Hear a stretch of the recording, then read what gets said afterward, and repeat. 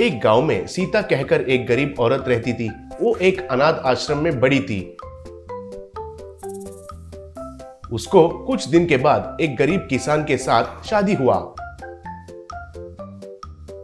एक अनाथ को शादी किया है कहकर उस किसान का माँ पिता को यह बात बिल्कुल पसंद नहीं था। इसलिए सीता के पति नहीं रहने समय पर सीता को वे लोग बहुत सताते थे। कुछ दिनों के बाद सीता गर्भवती बन गई।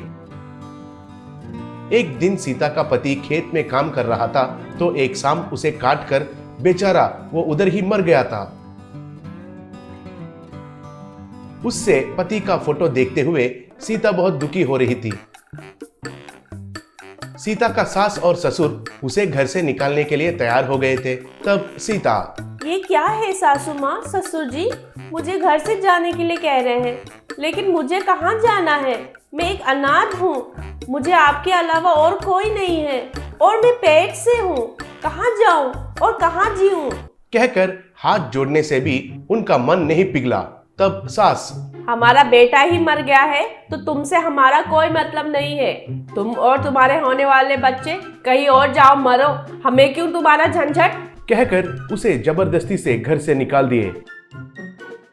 तभी जोर से बारिश शुरू हुई। बेचारी सीता उस बारिश में भीगते हुए गांव छोड़कर चली गई। एक गांव में एक पुराना खराब हुआ रेलवे बोगी था। सीता उधर जाकर उसके अंदर गई। तभी उसका पेट में दर्द शुरू हुआ। सीता उधर ही एक बर्थ पर सो जाकर एक लड़की को जन्म दिया।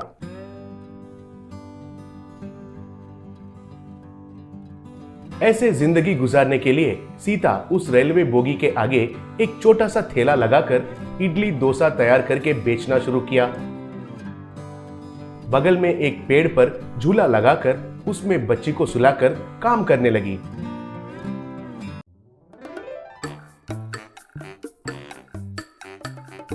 कुछ दिनों के बाद वो बच्ची बड़ी हुई। स्कूल जाकर पढ़ाई करना शुरू किया।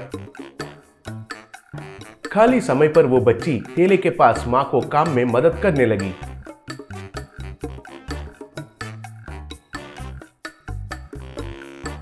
हर रोज उस भोगी के सामने ही वे खाना पकाकर खाकर अंदर जाकर सो जाते थे। एक दिन बच्ची भोगी के पास आ रही थी। तब सीता के सास और ससुर को एक लॉरी ने ठकरा कर चला गया। तब वो बच्ची भागते हुए आकर सीता से ये बात बोली। तब सीता भागते हुए जाकर देखी तो उनको पहचान कर तुरंत एक ऑटो को बुलाकर उधर रहने वाले के मदद से उनको ऑटो में चढ़ाकर अस्पताल लेकर गई। उधर डॉक्टर उन दोनों को इलाज किया। डॉक्टर, देखिए इन दोनों को होश आने में और 4 दिन लग सकता है। पैरों को और सर को बहुत चोट लगे हैं। वे कम होने तक इनको बिस्तर से नीचे नहीं उतरना चाहिए, कहा। ऐसे सीता उनको उस रेलवे बोगी में ले जाकर उधर सुलाकर उनका सेवा करने लगी। हर रोज उनको सीता और बेटी मिलकर जूस पिलाकर दवाई देकर अच्छे से देखभाल करने लगे। 2 दिन के बाद उन दोनों को होश आया। वे दोनों सीता को पहचाने। तब सास, बेटी तुम सीता हो? ये तुम्हारी बच्ची है क्या? पूछी। तब सीता, हाँ सासू माँ, ये मेरी बेटी है, ये आपकी ही पोती है।